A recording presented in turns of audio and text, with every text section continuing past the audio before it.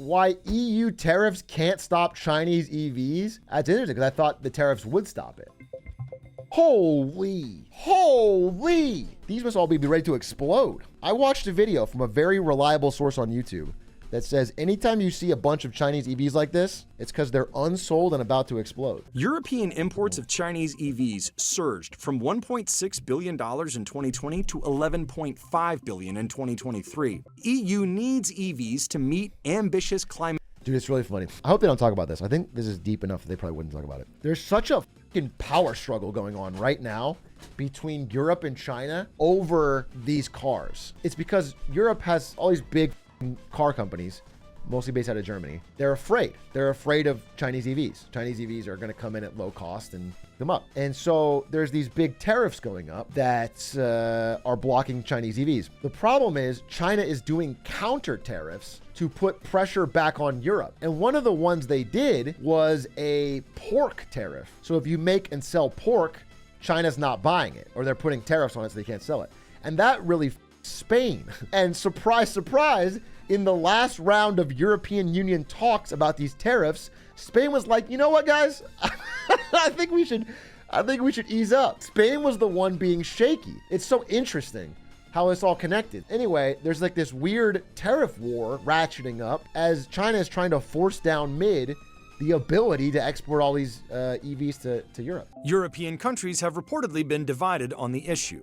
And some of Europe's own automakers, the ones the tariffs are meant to protect, oppose them. Well, to be clear, I looked into this too. If you ask them, do they support the tariffs? All the CEOs of these big German auto companies, European auto companies, will say, of course not. No, we don't support it. But then you find out that privately, they very much do support it, but publicly they say they don't because they need to keep selling these goods in China. And they're very, very desperately worried about their stuff getting counter-tariffed by China. They have to sell Audis in China. They have to sell BMWs in China. That's where they get most of their growth. And if they get any counter-tariffs, it's going to completely fuck them up. So everyone's walking a very thin line. Money is allocated by the state and not by the market. And the state picks sectors that they want to promote. And in that kind of economy, if you do that, you always get overinvestment. You always get overcapacity. You always get overproduction. And then that overproduction gets dumped on the rest of the world. I hear that, and there's some truth to it, but I also would love $10,000 great EV. That gap is explained by potential subsidies that the Chinese government is giving to its companies, but also it's explained by higher economies of scale. It's explained by lower labor costs and by the fact that when it's about electric cars, China, unlike the rest of the world, has already secured the supply chain for the batteries. Yeah, I mean, again, I think that's one of the core things. It's not necessarily the government subsidy. That's a part of it. But it's also that China owns the whole top to bottom process and has a massive lead in batteries. Batteries is where all the cost comes from the EV. You know, all the battery factories are in China. They have the battery technology. They own the cobalt mines. They own every step to make it in-house to get the battery. That's where they can get the cost savings that other companies that have to outsource their batteries don't have. They buy the materials from Australia. Yeah, they do. Australia's economy is digging rocks out of the ground to hand to China and selling houses to people from China that get money off of the... China takes the rocks, turns them into something more valuable, makes a bunch of money, and then goes back and buys all the real estate. That and gambling, yeah, I guess.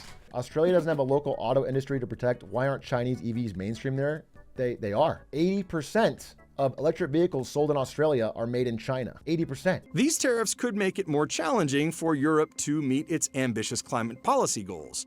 By 2030, it needs to reduce emissions by 55% below the levels they were at in 1990. That's just 6 years away. If they just blow up a few more nuclear power plants, they can get there, I swear to God.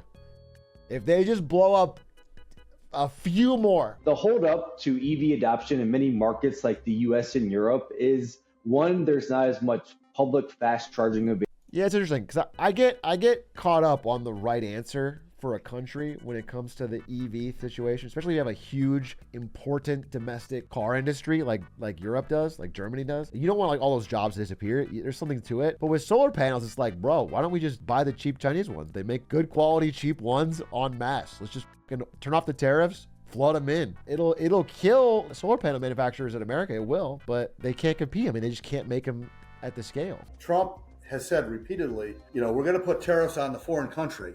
The Americans don't pay the tariff, the foreigners pay the tariff. That's, for the most part, wrong. There's a mountain of data to demonstrate that it's wrong. Not only is it wrong, but nobody ever talks about the fact that when you put massive tariffs on other people's goods coming into your country, they almost always retaliate. So you end up with this tit for tat, like we hurt their industry, they hurt one of our industries, and then everything gets more expensive across the board. It's generally bad. There are situations where I get it, and again, EVs is a tough one because it's such an important industry for the future. And there is a chance to be said that, like, if China just clear out dominance because they have a lead right now, then no one will ever catch up, and it'll be, 80% Chinese market share on the road of cars that track every bit of data. And there's problems, but it's frustrating because as a consumer, you just want more competition, and you want the best quality stuff, and you want the cheapest stuff, and you want everyone to fucking match that. Tariffs are a giant timeout that is just designed for what? He said tariffs, but the subtitle says terrorists. Jobs. Tariffs are a giant. The EU is pretty much the last among major developed markets in the world to enact new tariffs against Chinese. They're really heavily leaning on exports to try and grow out of this real estate bust. It's all about solar panels, batteries, and EVs. If they can't sell those to the rest of the world, they're in a lot of trouble with regards to growth. China already makes 1 out of every 3 vehicles sold in the world. It has the capacity to make about half. I didn't know it was that high. In a vote in Brussels in July, 12 EU member countries reportedly voted in favor of the tariffs, 4 against, 11 abstained. Votes in favor reportedly included France, Italy, and Spain, and abstentions included Germany. Again, this is a little dated. That was the July vote. I think Spain just waffled. Spain just backed out because of the fucking pork tariffs. German car makers have substantial businesses in China. It is Germany's 3rd largest auto export market after the US and UK. And though the Chinese market has become a lot tougher for foreign companies. The UK makes cars? Oh, they make Jaguar, right? What's a UK car company? Aston Martin? Oh, Mini Cooper, Land Rover. Yeah, okay. Yeah, there's actually a couple. I thought Land Rover got bought up by like India. I'm actually quite positive it did. Yeah, Tata Motors bought it. And Jaguar, actually. In 2008. About a third of the roughly 200,000 cars German factories sent to China in 2023 had larger engines. Another 48,000 came from German-owned factories in. So this is why German CEOs of car companies don't want to support the tariffs publicly. These counter tariffs are f***ing them. They sell a lot of gas-powered cars to China, and they Slovakia, Austria, and Italy. Well, the more likely thing with Volkswagen or Daimler-Benz is, a wave of inspectors suddenly hit their plants in China and discover 37 safety violations and shut the plant down. Jeez, they just end on that? Anyway, it's pretty fascinating. Pretty fascinating back and forth. I don't know how it's going to play out, but this is what's ratcheting up. These trade wars are happening. We haven't had them in decades, and now it's like everybody's putting up tariffs on each other's shit.